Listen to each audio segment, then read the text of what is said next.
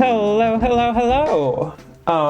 Welcome to this probably pretty long and rambly draft analysis video. Hi, if you don't know me, I'm Hallow. I'm a regular in the Beastieball space. I mainly do speedruns, but also dabble quite heavily in PvP. And the PvP side is what we are here to talk about today. For the upcoming draft league that I, along with a few other of the regular TOs, are organizing. It's called Prepared Attack. You can see the snazzy little logo right over that way, in two places, because that's how the layout's working right now. But yeah, we've worked really hard to bring this to life. To anyone who participated in the pilot season, you know you're awesome. People who watch the pilot season content, you already kind of know the drill. But for people who did not follow the pilot season at all, what is Draft League? Draft League is a PvP format for various games. I've mainly lifted stuff from Pokemon, but there are other games out there which do similar things. Like, obviously, you can have trading card game drafts. The other video game which I've watched any Draft League content for is Mario Superstar Baseball. So if that's any indication as to how widely the concept could be applied, that's something. But either way, what's Draft League? So, at the start of the season, you have basically every single beastie in the game put onto a board. Currently, our tiering system has tiers from 7 points to 1 point based on how versatile and how useful we think they're going to be on a draft team. And each coach had 38 points with which to build a roster. That was just the number that worked out. And so, once every team drafted stuff, and I'll get more into the rosters in a second, basically what's going to happen is every week for the next 10 weeks, every single one of these players is going to have a match against a different one of the other players. There is also, it is worth noting, a separate division. I'll get to that in a sec. But these two divisions had two separate draft pools, Galaxy Brain and Mind Read. There was also Neural Net.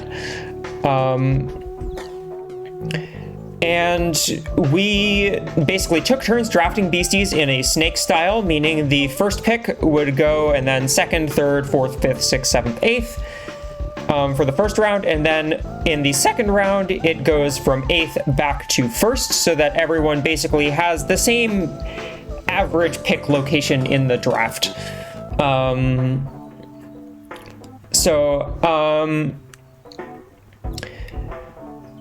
Basically, we have a whole bunch of teams constructed, and every week we're going to be matching up against a different player. So, for example, my first week match is against Boolerex over here. So I will be preparing a team from my pool of 7 or 8 beasties. I have 7. In order to beat Boolerex's team of beasties, sorry for the Outlook notification, as best I can. And what that means is we can see some pretty wild strategies and unorthodox sets and more specialized stat investments than you would be able to see in a PvP meta, where you have to prep for every single beastie. Instead, here, you only have to prep for 7 or 8. And that means it's a whole lot easier to basically decide, well, a whole lot easier is maybe a strong way of putting it, but you can get a lot more specialized in what you want your beasties to do and have those more unorthodox sets be effective. So there's a regular season of 10 weeks. After that, we're going to have playoffs of 3 weeks, during which the top teams from the regular season will get a few more matches in order to figure out who truly was the best of the best in this season. But enough about the season format. I've probably over-explained it. Let's get to talking about how the draft went. So we had a whole bunch of retiering after the pilot season. If you remember, some stuff costing 8 points. Nothing does that anymore. The highest anything costs is 7. A large part of this was due to the fact that we had a balance patch not that long ago where a whole lot of the strongest stuff got nerfed fairly significantly, and a bunch of the weaker stuff got buffed somewhat, or we otherwise realized just how good it was in a draft format. So whereas before there were beasties that were fully metamorphed between 3 points and 8 points, now all of the fully metamorphed beasties are between 4 and 7 points, because they all have a good amount of value, and even the 4-point ones are still very valuable team members. Hopefully, as early access progresses. This game is in early access, by the way, if you don't know anything about Beastieball. It's a creature collector. It's fantastic. We play volleyball.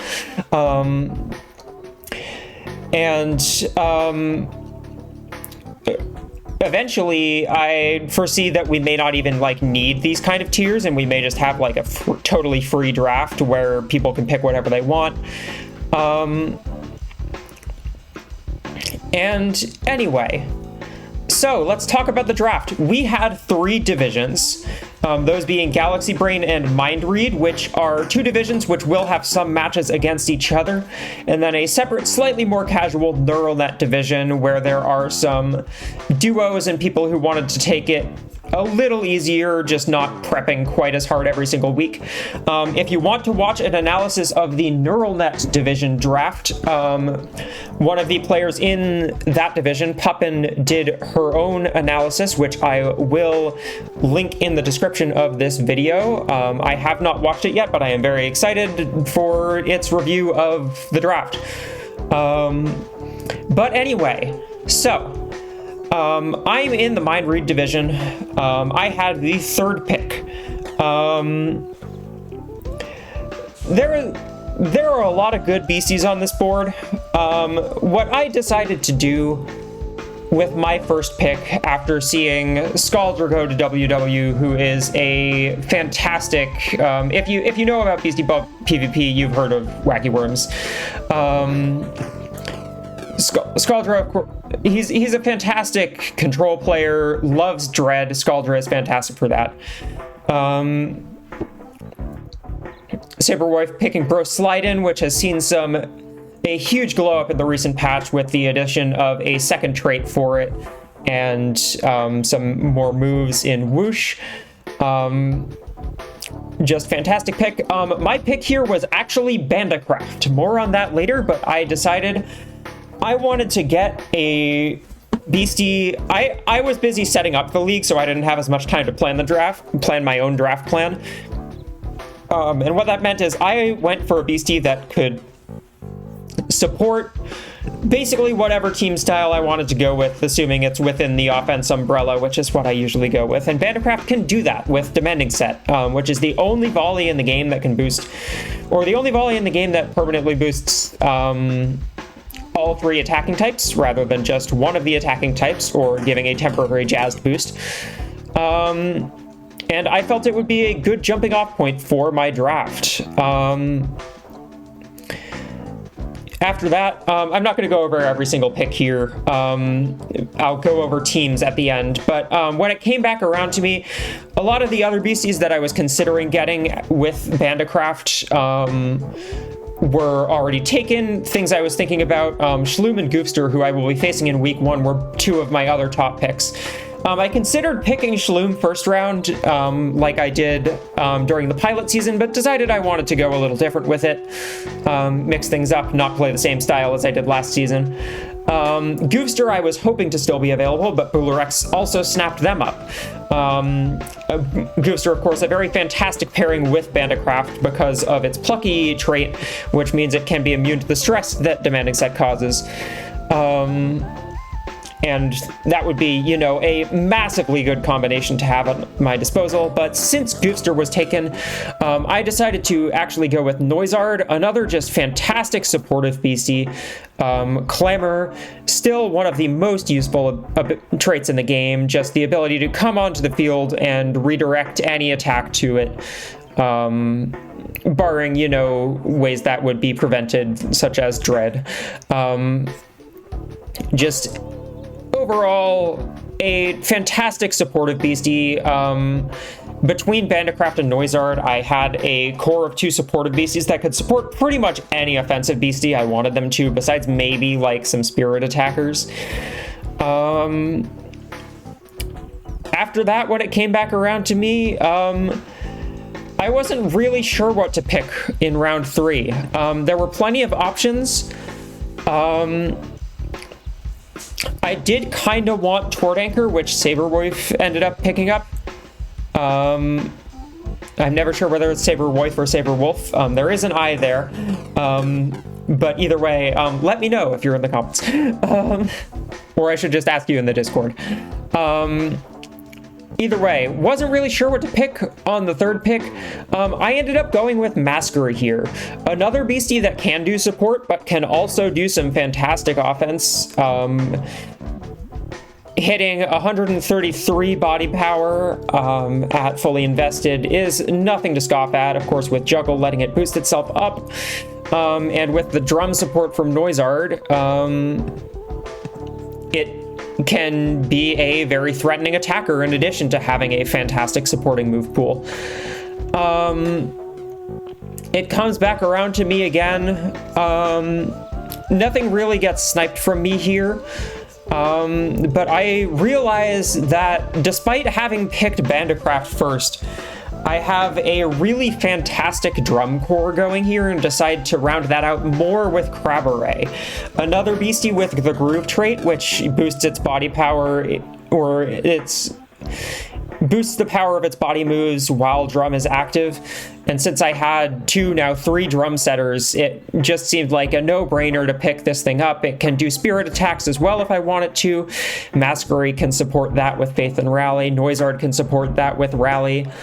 Bandicraft, which was still around, could support it, you know, fairly well with Demanding Set. Still boosting both body power and spirit power if it wants to. But at this point, I did sort of notice that Bandicraft was kind of just there on my team. And I decided to start picking kind of around it and leaving it potentially open as something to potentially trade away, which, as you can see, I eventually did get around to doing. But either way, next round, I get my next pick sniped 1 pick before me by Saberwolf. For folks, just would have been a fantastic pick for my team. You'll notice I'm building something quite similar at this point to what picks had in the pilot season.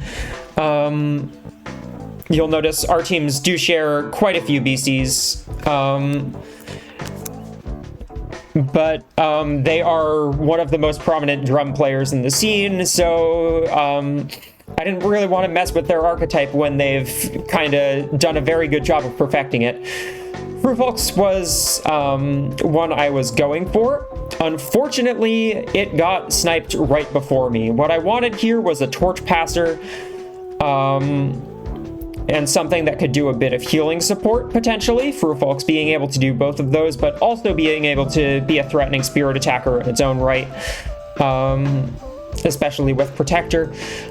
So what I ended up doing is a lot of Torch Passers by this point had already been picked. There were only a couple left, I think, in Digum and Zyphosaur out of the fully metamorphed options. Illigus was also available, but I didn't really particularly have the budget for it if I wanted to make useful picks with my last couple, so I decided to go a little more budget and go with Digum.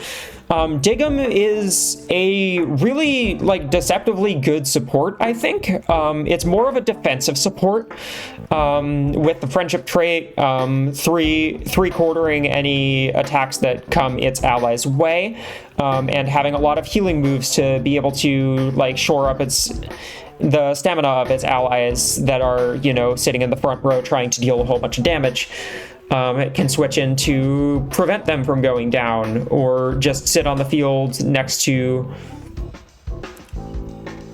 one of them and, one of them, especially, for, say, a counter Crabberay that really doesn't want to get hit into. I wasn't really sure about this pick. I think it ended up working out. Of course, we're going to see over the course of the season. But I'm excited to try out Dig'em. It's not a beastie I've used much in PvP before, and it allows me to play much more defensively if I'd like to, with a very heavy healing playstyle if I so desire.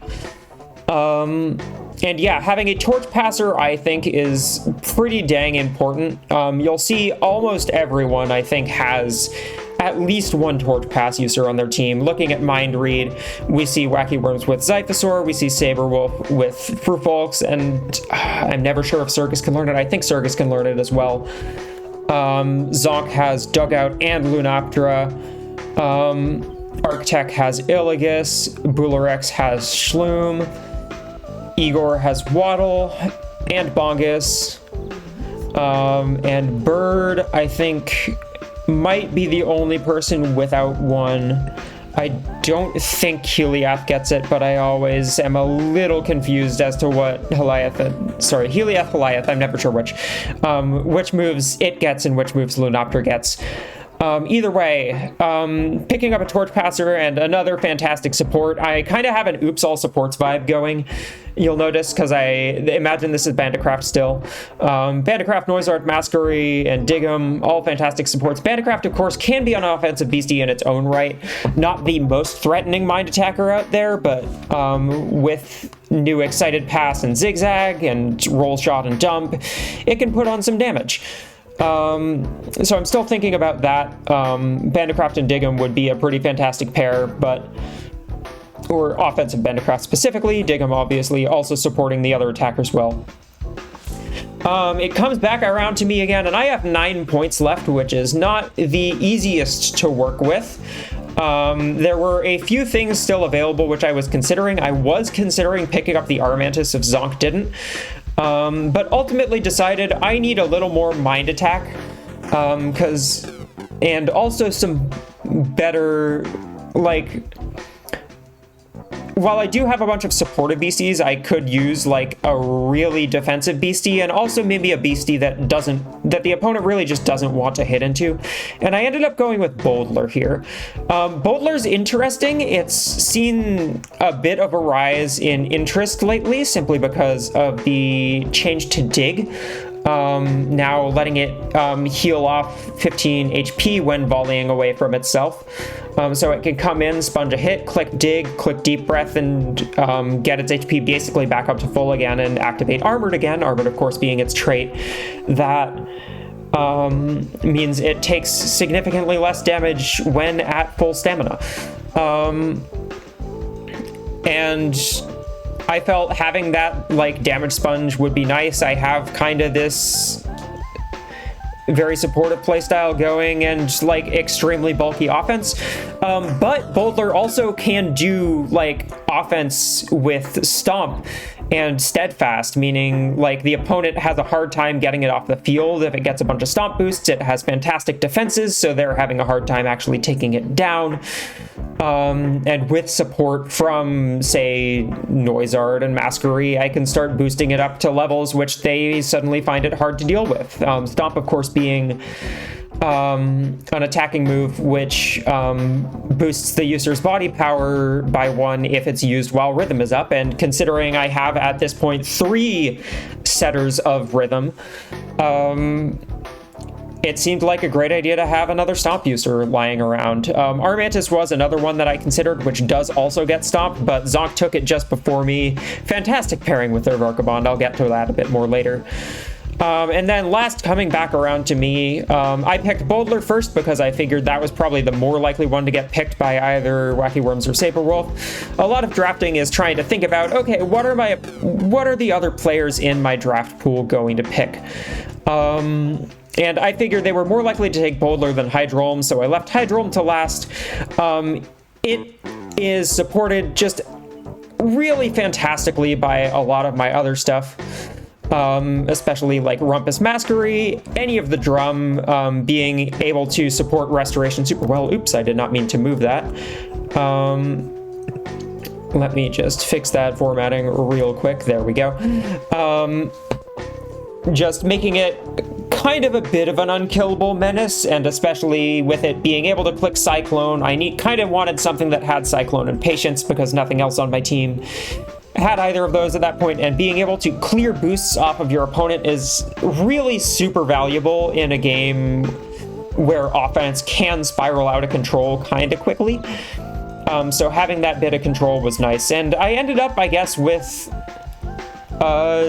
pretty heavily, like, I could run a stall team out of this, which I think is fun. Probably wouldn't have the Masquerade or the Crab Array, maybe would have the Masquerade, but just having that flexibility of being able to go anywhere from incredibly bulky to quite offensive is a fun bit of flexibility. Worth noting that also by the time I don't remember exactly when the trade happened, but I proposed a couple trades to a couple different people. The one that ended up happening was trading Bandicraft to Igor for Hopra. Igor's team really appreciates having the demanding set support with a whole bunch of attackers that aren't super self-sufficient. It appreciates having that captain around, if not running demanding set. With that said, though, Daredillo is fantastic with demanding set, I think, being a mixed attacker and all that. And I said, hey, that Hopra looks like it could help my team a whole lot, and this Bandicraft looks like it could help your team a whole lot. And we ended up going through with the trade. And Igor made a couple other picks toward the end of that synergized really well with Bandicraft as well. So I think it worked out for the both of us, and I ended up with, you know, another very good spirit attacker, a good spirit defender, and another drum setter. And just an all-around good beastie. So I think win-win for the both of us, and I'm really happy with how my draft turned out in the end. There's a whole bunch of tech that I'm not going to talk about with regard to things I plan on doing with this team. You'll just have to watch the rest of the season videos for all of that analysis. But just to pop up the look at my team itself, we have a variety of attackers overall, a bunch of body attackers, Masquerade and Crab Array obviously being the stars of the show there, Boldler also not being shabby in the slightest, Hydrolm being able to run body attacks as well. I will certainly be pulling that out at some point this season. Who can say when? I don't know yet myself. Spirit attackers, Hopra's over here, Crab Array's over here. Hopra's probably going to be the main spirit attacker of the team, but Crab can also run spirit attacks quite handily. Doesn't have the most options, only having 3 in Toppler, Contest, and Counter, but those 3 get a lot of mileage in a draft league format. Mind attackers, a little more lacking. Noizard can kind of attack a little bit, not really, but it's there. Boldler, again, isn't going to put on huge amounts of damage, but still does a goodly amount. Hydrolm is the main one here. This is the one that I'm going to rely on when I need mind damage a lot. Obviously, it has telekinesis to boost its own attack and be incredibly self-sufficient while being supported next to, you know, a Masquerade with Rumpus, a Hopper with Rumpus, anything with Drum Up, keeping its HP really high, being able to click Cyclone to get other beasties off of the opponent's field, etc. On the bulk end, plenty of body bulk. Boldler, of course, being the star of the show there, with the highest body defense stat in the game, highest defensive stat in the game, highest stat in this game, period. And obviously being able to take like even less damage with armored. But overall, my body defense is like quite good. The lowest stat there is Noizard, and Noizard is not going to be switching in with Clamor to take body attacks all that often because the other beasties don't need them to take body attacks. Very, very solid stats all around in the body defense department. Spirit defense department, not too shabby either. Crab Array, obviously a significant weakness there, but other than that, every stat 80 or above. Not bad. Hopra, Noizard, and Dig'em all having 100, and Boldler's being better than it looks like due to having armored. Mind defense, a little weaker in this department. Hydrolm being the best stat there at 100 is a little iffy. I'm not a huge fan of how much I'm kind of lacking in that department. You'll see I have like 3 separate beasties who are 55 or below, which I'm not a huge fan of, but I do have a couple beasties that can, if I so desire, set Rally and Noizard and Masquery and shore up that defensive stat in return for making the opponent hit a little bit harder on the spirit defense side, which I'm not too worried about because, again, my spirit defense is pretty good. But either way, I'm super excited to see how this season goes for me. I'm pretty happy with my team. I'm going to be chatting to Pix a lot probably about how to pilot it best. But either way, let's hop into some analysis of the other teams around the league, because between the 2 draft boards at this level of play, we have 16 separate teams, and I'm only one of them. Let's start with Pix. Pix had the first pick in the Galaxy Brain division. For those wondering, Galaxy Brain and Mind Read are the same level of play, mostly randomized between the 2, plus a couple potential shifts for just like pure scheduling purposes. These 2 will have some matches against each, like these 2 divisions will have some matches against each other during the regular season, and we'll have a unified playoffs. We may rope in some of the neural net folks into the main playoffs. Not sure yet. We're going to figure that out. But either way, Pix has a pretty similar team to me. As per usual, their signature Bongus is here. Dre also has Masquery, Hopra, some of our favorites. Boldler, also picked, kind of inspired my pick of Boldler. This draft got done a lot faster than the Mind Read divisions. Boldler, of course, being able to click Stomp. Garud, just a real interesting utility beastie, which can hit fairly hard on 2 different attacking stats and keep itself healthy with crowing. Leo Bro is also here, being able to do some shenanigans with like Trait Dance Tangled, Miracle Play, and can click Hyper Spike, which is always a threat. But overall, a solid drum team with some interesting options, especially with like the Scaldra is a fun splash here. It's going to be even harder to take down than it normally is with the help of that drum support. And it also gives Pix a dread mode to try and deal with opposing teams that rely a lot on good feelings and such. Plenty of decent attackers around here, but all in all, like a fairly similar team to mine. I mean, you see 4 of the same beasties that I have in Masquery's, Boldler, Hopra, and Dig'em. So it'll be interesting to see how each of us fare in our respective divisions. Moving on to Dino, one of the, if not the most feared name in Beastieball PvP. Dino picked a whole lot of value. So many of these beasties are for like 4 or 5 points. Again, though, Lunoptera 7 points, Platypulse 5, Grisada 4, Ymith 6, Zycosaur 4, Musclebound 4, Illigus 7, and Rookie, I think, for 1. But just a whole bunch of value beasties. None of us really know what Dino is cooking ever.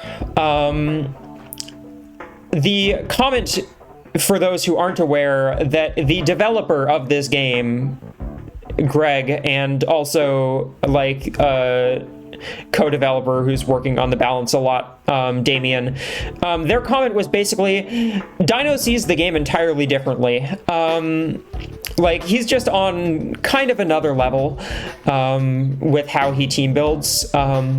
He has a whole lot of great value here, lots of threatening attackers, but also, like, tons of very good defensive beasties. Obviously, the Zyphosaur, one of the, like, most defensive beasties in the game. Just a lot of threats here. It's going to be interesting to see how he builds with this team and how opponents prepare for it, because I don't even know how I would start preparing for all of the different options he can bring here with just that insane variety of different attackers and supportive options. There's a lot to process with this one, and I don't know how to wrap my head around it. So let's just move on to Derp Ghost. Derp Ghost, another fairly offensive team here. Beetleback, fantastic support for offensive beasties with 2 type boosting passes in Confident Pass and Tactical Pass. Rounding that out, of course, with Frufolks, which does have Faith and can be a pretty threatening attacker on its own.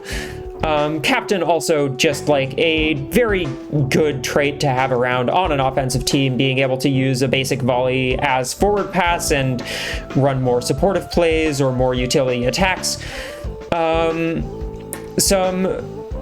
A lot of fun utility here. Noizard is around, Trat is around. I am a huge fan of both of those beasties for being able to just fill up defensive holes and also just cause problems for your opponent, which is really fantastic when paired with Frufolks running Protector to boost itself up, Varkabond running like Telekinesis Twist to, or Telekinesis Dump or Slice to boost up its own attack and disrupt the opponent, Beelb, of course, boosting itself up with Charge, and Castlete just doing damage off of the second highest attacking stat of any beastie in the game, and Overwork boosting its damage further to frankly obscene levels sometimes.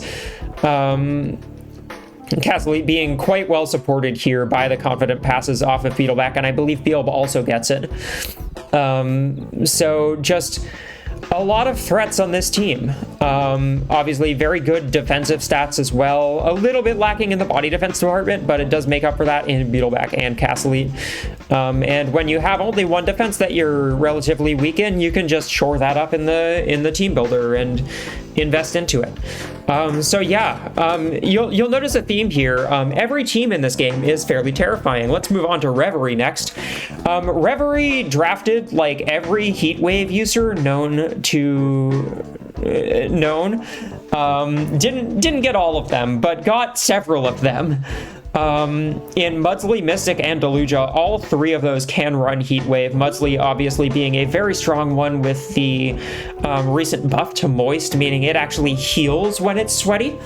Quite strong. Also next to Goofster, who can run Plucky to not be affected by allies using Heatwave, meaning that Rev can run like a pretty ridiculous stall team here. Adaptation Gremler as well, being able to also be Moist.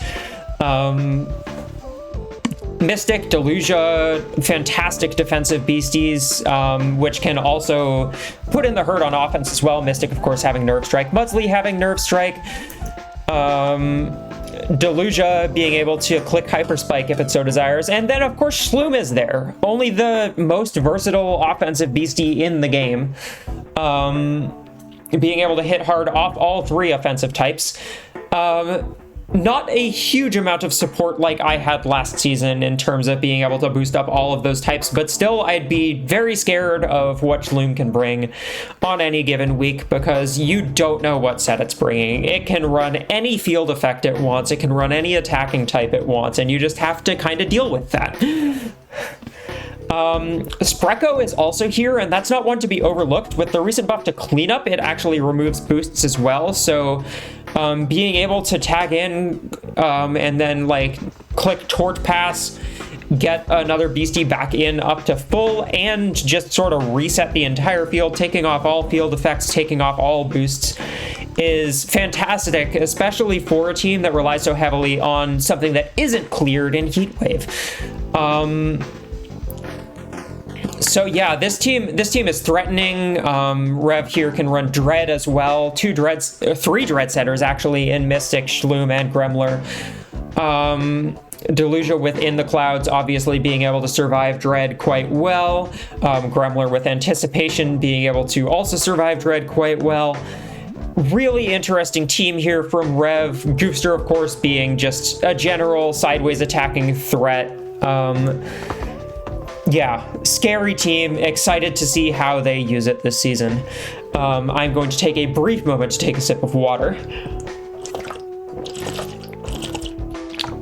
And next up is Chalk, who has an absolutely terrifying, mainly spirit attacking team here.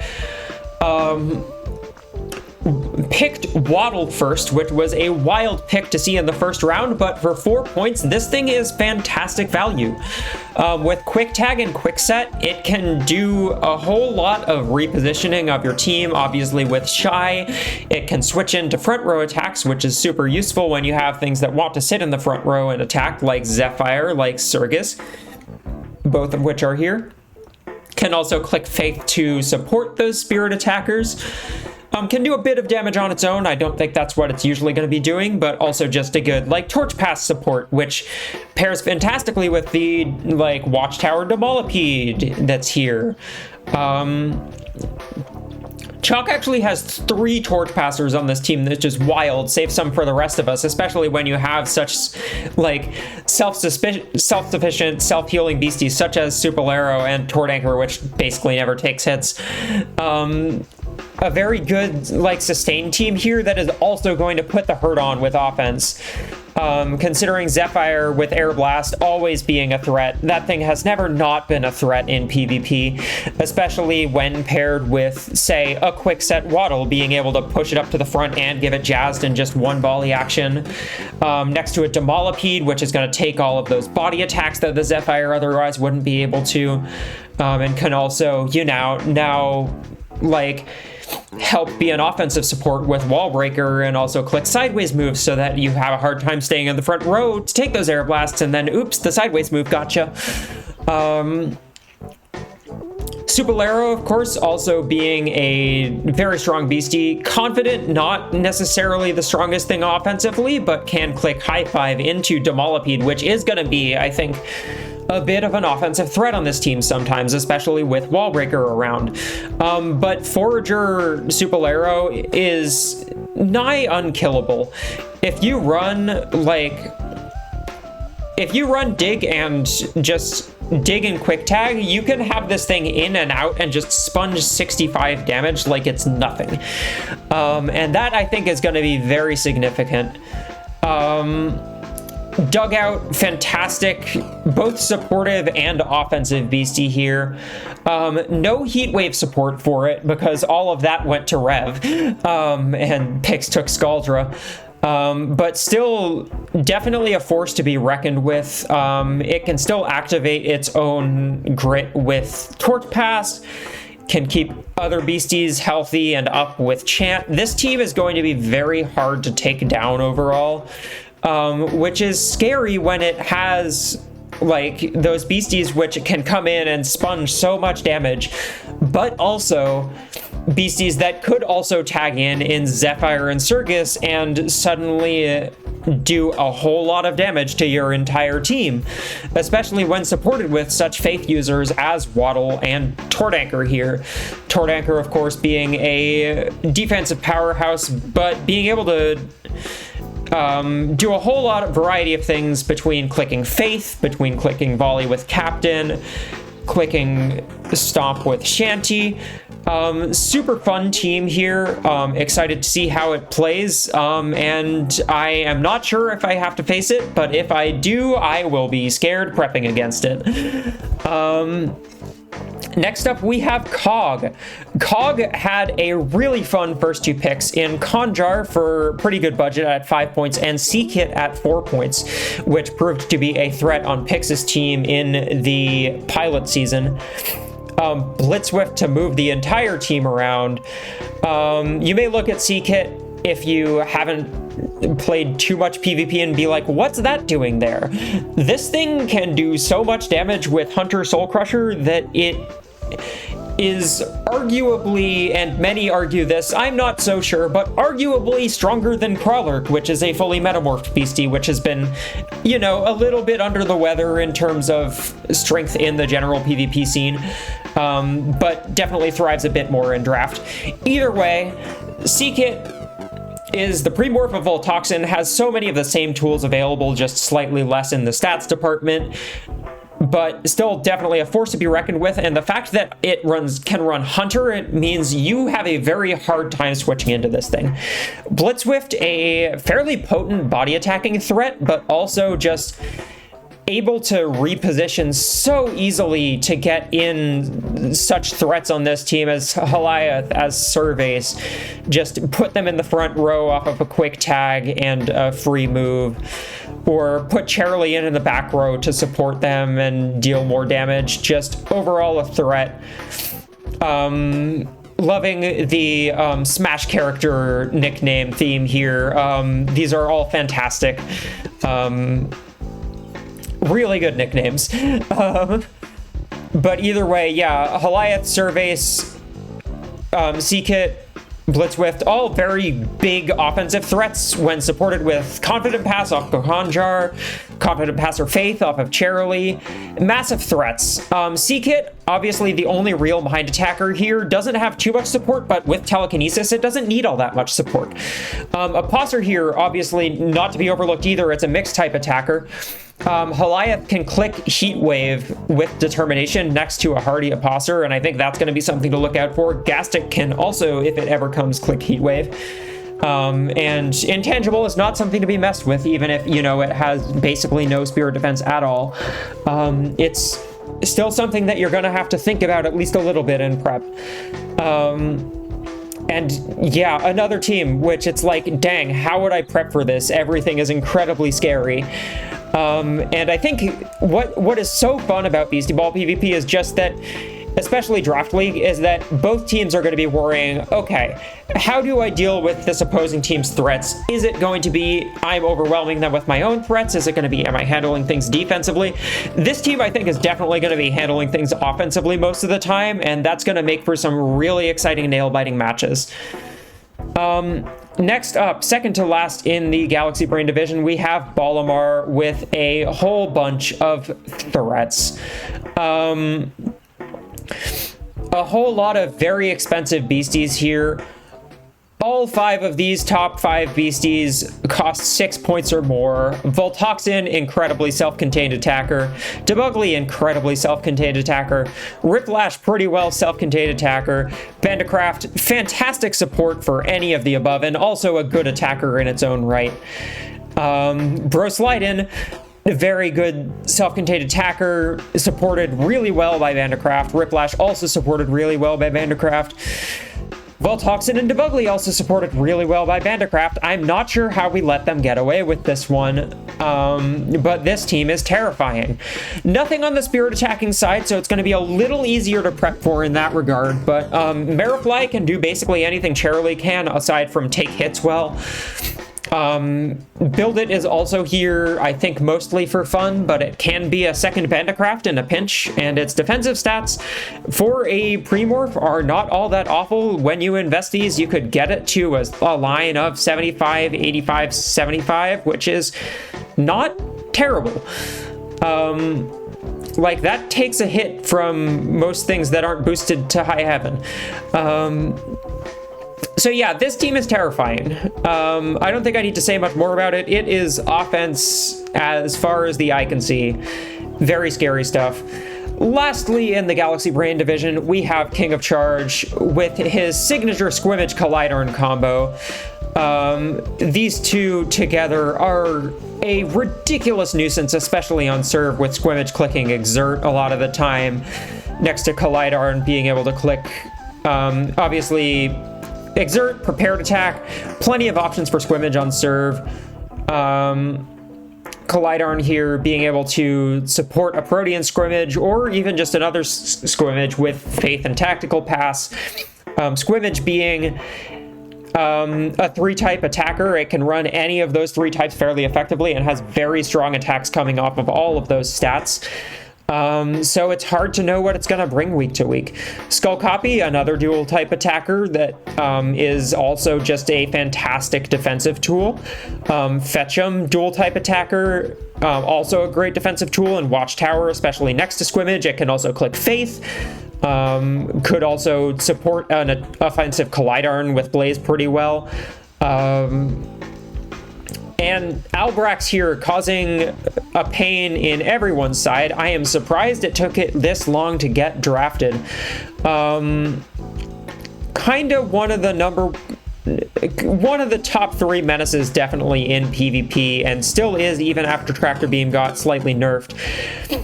Being able to keep an opponent on the field indefinitely until they're wiped is a very strong option to have. Obviously, another beastie that can run tactical paths to support any of these other mind attackers on the team, or the squimmage running whatever attacks it wants to. Skiffrig, another fantastic dual type attacker. Helps the action economy just as much as Collidarn does. If you run Skiffrig next to Collidarn here, you don't want to hit into either of those, because you're hitting into one and it's bouncy or power forward. You're hitting into the other and it's nimble.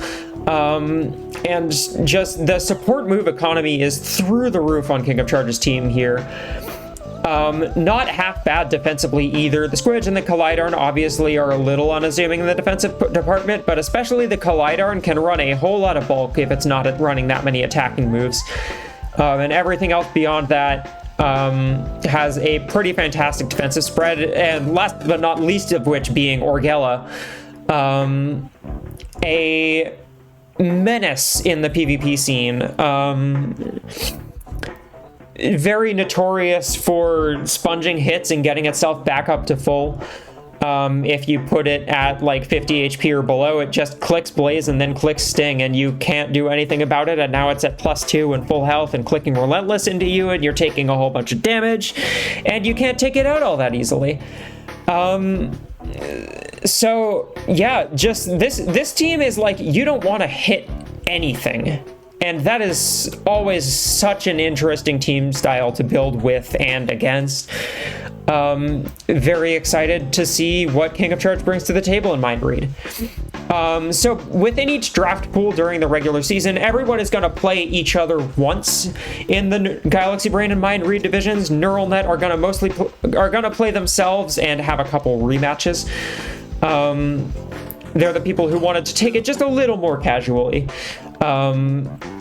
Not much more casually. There's still a whole bunch of really threatening teams and a whole bunch of players who have a lot of PvP experience under their belts in that division. They're just taking it a little bit easier, and we wanted to provide a space for that, which is why that division exists. But either way, that's all for Mind Read. Moving on to the rest... Sorry, that's all for Galaxy Brain. Moving on to Mind Read. Obviously, we've been over my team already. I suppose I could talk about my nickname scheme a bit. It is a fantastic album, or it is taken from the titles of a fantastic album by Sylvia Harpsinger from 2019, which really means a lot to me. So if you got this far in the video, go listen to that in the background when you're doing whatever you're doing after you're done listening to this in the background. Anyway, first up, Wacky Worms. Just a whole bunch of threats here. Fantastic dread team, or like good dread options. Fantastic action economy, with like Skiffrig, with Mischief, Crowing Garude, Collidarn. The same Skiffrig Collidarn combo King of Charge has as well. Just a whole lot of really annoying to take down beasties and just passive damage between Scaldra, being able to click Heat Wave and Heat Up. Skiffrig getting free actions through Bouncy or Power Forward, or Gela just healing itself, or clicking Nettle, Garude clicking Nettle, Provoke, having Crowing, meaning it can heal itself up whenever something on the opponent's field gets wiped, which is going to be very frequently against this team. Zyphosaur also being able to click Nettle. There are 3 beasties on this team that click Nettle. And then Debugly just being able to put the hurt on with Telekinesis Tool, Telekinesis Rainbow, Telekinesis Numb Shot, Telekinesis Twist, obviously disrupting the opponent's game plan, also definitely not to be messed with. Wacky Worms, known as a really fantastic control player, has a really fantastic control team here, and I am not excited to have to play it later this season. Very excited to see him playing draft. We will see what the season has in store. Saber Wolf, lots of offensive threats here. We see just a whole lot of stuff here. Lots of good value. Brosleiden, first of all, fantastic attacker. Next to a Tord Anchor with Captain here, obviously being able to click Slide, being able to click Hyperspike. Tord Anchor itself being able to be a decent attacker on 2 stats, which is not to be messed with, especially next to the confident passive Brosleiden or the tactical pass of the next beastie on the team, Sylusk. Sylusk obviously has the highest attacking stat in the game at 120 mind power. Can launch perfect shots if you allow it to, which are just absolutely terrifying to face after a telekinesis. Does not need a tactical passer on the team, even though it does have one in Platypulse, to be able to boost itself up and just start dealing obscene amounts of damage to opponents. Obviously a little frail, but that's helped out by those, a little frail on the body side, but helped out by that Brosleiden and that Tord Anchor, as well as the Fetch'em, which of course has Watchtower. Watchtower, of course, a little less strong than it used to be now that beasties with Watchtower take a little extra damage whenever they redirect an attack to themselves. A very good nerf for the balance of the game, but still, obviously, when Watchtower is paired with Sylusk or, say, a Protector Frufolks, and the Fetch'em has faith on it, it can still be a very threatening ability to play around when you're facing an offense team. So yeah, lots of Spirit Defenders here. Body defense maybe a little bit lacking on the part of this team, but of course, that's where investment comes in. And if Fetch'em's taking half the attacks all the time anyway, then it's not really that much of an issue now, is it? Surgus, of course, also here, being able to be supported by Faith Fetch'em or Frufolks or Faith Tord Anchor. A lot of Spirit attackers here, which are really quite scary, honestly. And then Platypulse rounding out the team, being able to be a scary mind attacker on its own, while also, shoring up some of those weaker mind defenses by redirecting attacks to itself with Neural Net, being able to click Ricochet. Again, Telekinesis, it can do some not half bad damage, especially, something we found out last season was Echo Strike Neural Net is really threatening, because suddenly you have to tag that beastie that took, 50 damage out, because it's not going to be able to take another one, and it will take another one if you don't tag it out. So really interesting variety of offensive options here on the part of Saber Wolf. Not excited to prep for this one. Next up we have Zonk. Zonk, notoriously in the pilot season of Draft League, basically drafted their normal PvP team and nearly swept the entire season, only dropping a couple games the entire time en route to winning. Has a bit of a different team this time, still very much in their usual play style of mutually assured destruction by way of Heat Wave from Mudsley and Delusia, by way of Heat Up from Lunoptera, Dread from Lunoptera. Plenty of threatening stuff. Dugout, of course, next to any Heat Wave user is a scary thing to prepare for, being able to get those activated grits, and honestly being a lot harder to take out than you might think, especially because it can sit in the back row as long as Zonk wants it to until it comes up to the front, or just then click Torch Pass into any of the other things and be up in a few turns, which Zonk is certainly going to be able to survive with the defensiveness of, say, Survivor or Vampire Lunoptera, Mudsley having fantastic defenses, and now Moist, Delusia having Into the Clouds, not taking any dread damage. Zonk also has the very terrifying Varkabond or Mantis pairing. In my personal opinion, best use of the colloquially called Grandma's trick, where you click where when you're on counter serve, you can just simply click Stare Down into the beastie that isn't serving, and then either they hit into the Varkabond and take a sideways point for free, or they take a whole lot of damage from a power forward Ricochet. Terrifying stuff, but Zonk can also use Monster Block very effectively. They are another fantastic control player. Just being able to really just take control of the board state and force opponents into really hard to win situations, requiring a whole lot of like prediction of what they're going to do. And a lot of the time they have a best play and you don't have a best way to counter that. Yeah, just like team with a lot of longevity here. 2 Torch Passers between Dugout and Lunoptro, so Dugout isn't going to have to run Torch Pass all the time here. UFL also here, able to trap things in potentially, which is always scary when there's dread in the equation, and suddenly you could face a beastie not being able to be tagged out, but being under threat of taking an attack which they will then be at 8 stamina or less and then wipe to dread afterward, meaning that you're going to have to click free ball, which is terrifying. Calcroach is here. That thing has 85 mind power. I don't think that's to be overlooked, despite the fact that, you know, its defensive stats are not that good. That thing still has telekinesis. It still has tool, I believe, so it can put on some hurt if it wants to. Yeah, overall, scary team from Zonk here. Looks a bit different to usual, but you can see a lot of the similarities.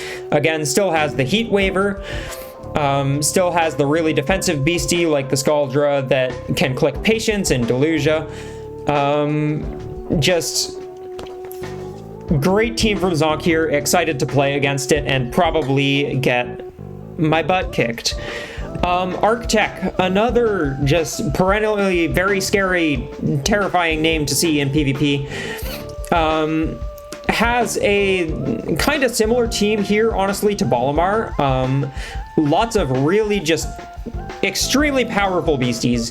Riplash, again, very well self-contained. Albrax, doing Albrax things, trapping things on the field, making sure you can't switch out that thing that you want to that's about to go down to that Hyper Spike, or that Freeze Ray, or that Nerve Strike, or that Thump from Overwork or Power Up Castlate. Or forcing it to stay in the back row so that Iligus can click Dump and get a free point. Or that Grit from Grozada. Just a whole big variety of fairly self-contained attackers here. Not like a huge amount of support for each of them in turn, but when you have some of the highest attacking stats in the game, be it Riplash and Castlete, or, you know, just generally incredibly versatile move pools. Arctech here has... does Mystic get sneak attack? I don't think Mystic gets sneak attack, but like launch on Riplash, launch on Castlete, sneak attack on Iligus, allowing for a whole lot of net play.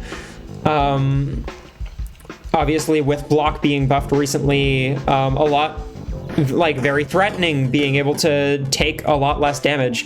And hyper offense is a mode that is improved significantly when you know what you're going up against, because sometimes you don't have to invest into some of those lower defensive stats that are sometimes seen as a weakness for attackers, like Castlate Spirit Defense. Maybe you can ignore investing into that entirely because you can just say, well, okay, if there's a Spirit attacker on the field, I'm just going to switch into my invested Grozada or my Albrax, which can take the Spirit hit, and then they're on the field causing problems for the opponent. 3, not much in the way of mixed type offense here, in terms of like beasties that can run like multiple types. But when you have like 2 of the strongest body attackers in the game, 3 very solid mind attackers, and a spirit attacker that doesn't have a 100 stat but is still very threatening and can click rally for itself in Grozada, and also has the extremely potent exert grit combination. Yeah, this team is going to be a menace to face. Obviously, Iligus also around to Torch Pass. Just a ruthlessly efficient offensive team here from Arctech. Next up is Boolerex, my week 1 opponent, who I am actually playing probably pretty soon after I finish recording this video, so hopefully I will rest my voice because I will have more talking to do. Boolerex really took the versatility aspect to heart here. First 2 picks, as he commented, I believe in the Discord server, were the 2 beasties he saw as like the most versatile beasties in draft, which are Shloom and Goofster. And as someone who used Shloom in the pilot season, yeah, that thing is scary versatile.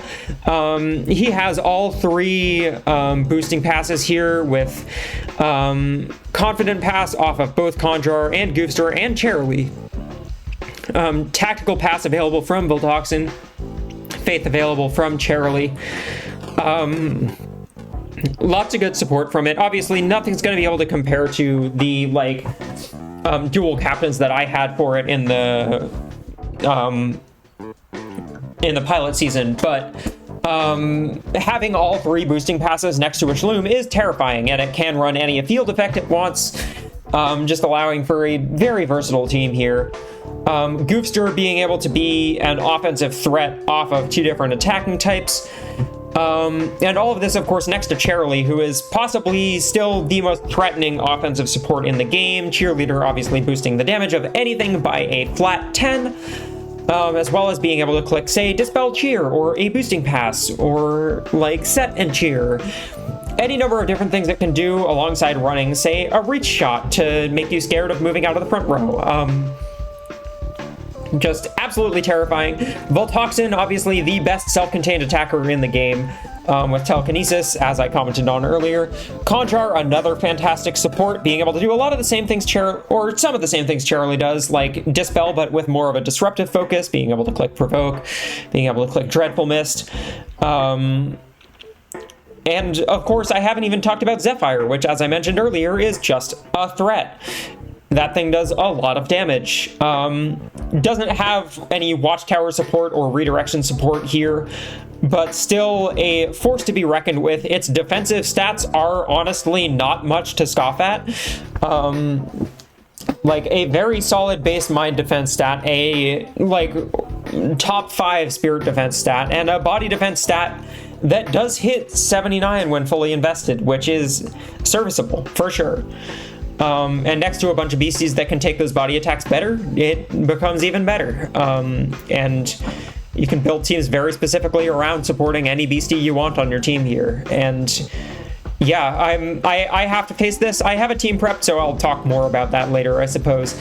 But yeah, just threatening stuff all around here.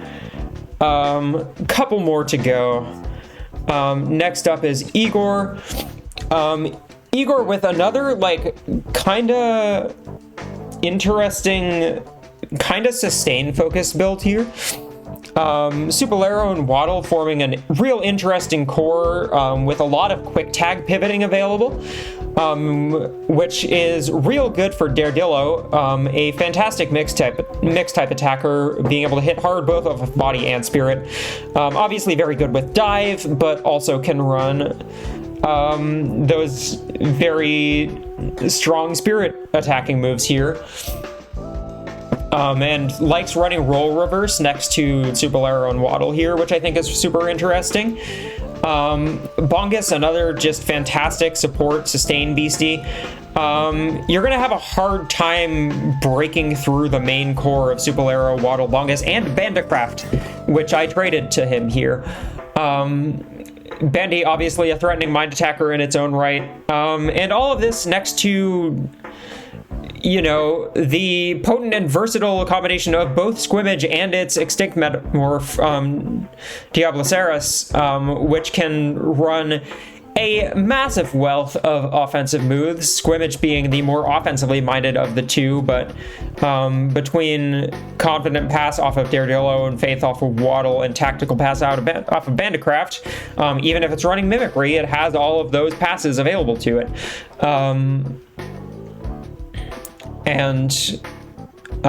With the amount of pivoting that can go on here with the torch passes from Waddle and Bongus, I could see it sticking around a lot longer than the opponent wants it to with regard to how much damage it can output. Diablo, obviously a very interesting pick on any draft. It's down a lot in points from last season because we realized just how hard it is to fit it onto any particular team. I think this is a super interesting team for it. There are a lot of beasties here which don't super need their traits all the time. Obviously, like a confident Supalero, once it's tagged in, it doesn't need the trait anymore. It can be overridden. A self-assured Daredillo really doesn't need that trait all that much, but it certainly can run it for overpower and burnout. Bongus with Flow if you're not running Drum, or Bongus with Welcoming, like, it can just click Torch Pass anyway. It doesn't have to deal with Welcoming to heal up whoever it's tagging in for. And not to be overlooked here is a beastie I was considering picking when I still had Bandicraft on my team, which is Webounce, which can do the same thing with a little less efficacy than its Metamorph counterpart in Goofster, but can just get Deset clicked into it while it's plucky and just stack up boosts and click sideways moves into your front row and force you to take a whole lot of damage. Overall, a wide variety of offensive options here for Igor, but also just a fantastic defensive core, which is going to be really hard for people to break through, and I'm super interested to see how that all plays out. Last but not least, we have Bird, who has drafted, if you know Bird, a very Bird team. Tons of interesting just gimmicks here. First one, of course, being the Platian Apostle combo, Platian clicking Echo Strike to give the opponent charge, and then Apostle having competitive to copy those boosts the opponent gets from their newly acquired charge, and then click Toppler to deal a huge amount of damage with a 200 base power attack. Very silly combination, which is terrifying to face. A whole bunch more shenanigans are available here, with Gremlar being able to copy that competitive, Gremlar being able to copy Charge, Gremlar being able to copy Vicious, Gremlar being able to copy Mischief, which I am terrified about from Trat. Trat, of course, being a just all-around great utility option. I used that thing for so many different purposes in the pilot season. I cannot speak well enough of that beastie. It is so good in this format.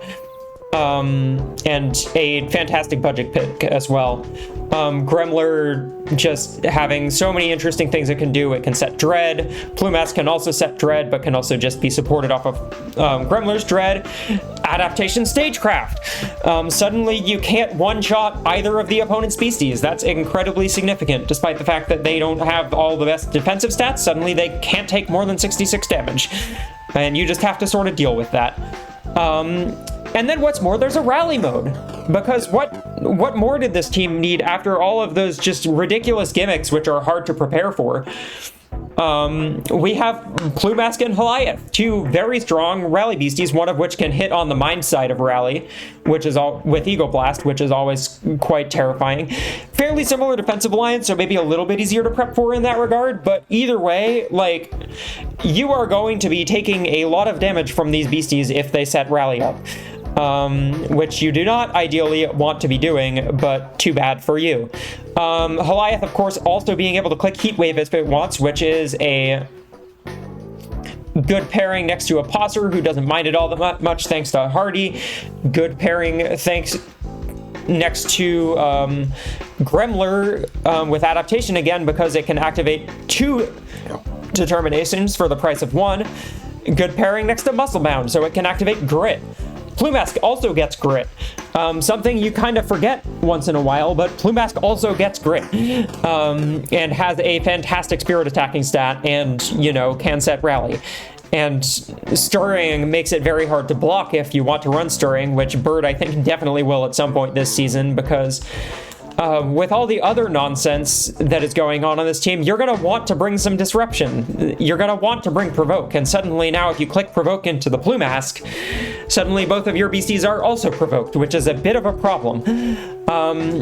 Musclebound also just a very good value attacker. It's still only 4 points this season, which is honestly quite cheap. It might have gotten away with some stuff being scored that low.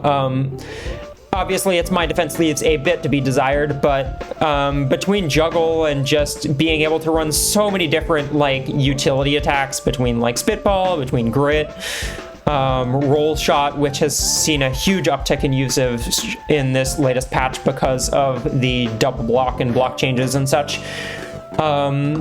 It's still a force to be reckoned with.